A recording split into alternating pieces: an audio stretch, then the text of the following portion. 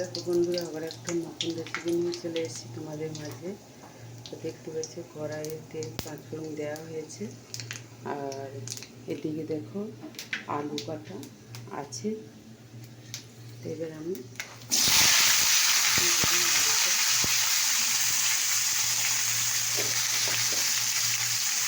এর সঙ্গে দেবো নুনটা বেশি সাহায্য করলে একটু ভাজার জন্য দিলাম না, পরিমাণ মতো কোনটা যেমন খাবে একটু হলুদ দিয়ে দিলাম।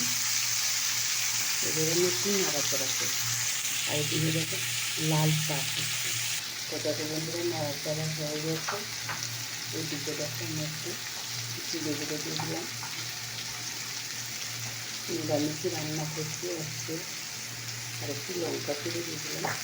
এবার আমি একটু জল দিয়ে দিলাম। এবার কষার আগে আমি সয়াবিন সেদ্ধ করে নিয়েছিলাম, সে সেদ্ধটা দিয়ে দিলাম। তো দেখো এখানে করলার আলু কাঁচা লঙ্কা দিয়ে একটা দেওয়া আছে। তার চলো এটা তেল গরম হয়ে গেছে, এবার এটা দিয়ে দিলাম। করলা আলু ভাজার মতো একটু করছি, এবং পরিমাণ মতো একটু নুন দিয়ে দিলাম, একটু হলুদ দিয়ে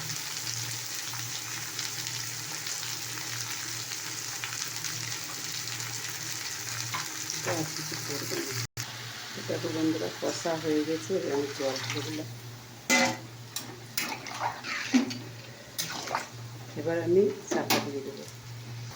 দেখো এখানে করলা একটু ভাজা হয়ে গেছে, কেন কলায় কিছু লেগে যাচ্ছে, এটা আমাকে সাহায্য করে ধরে তারপর লাগছে। তো দেখো বন্ধুরা আমার উচ্ছে ভাজা হয়ে গেছে, এদিকে আমার দেখো টকের রেসিপিটা হয়ে গেছে। কেমন লাগলো অবশ্যই কমেন্ট করে জানিও।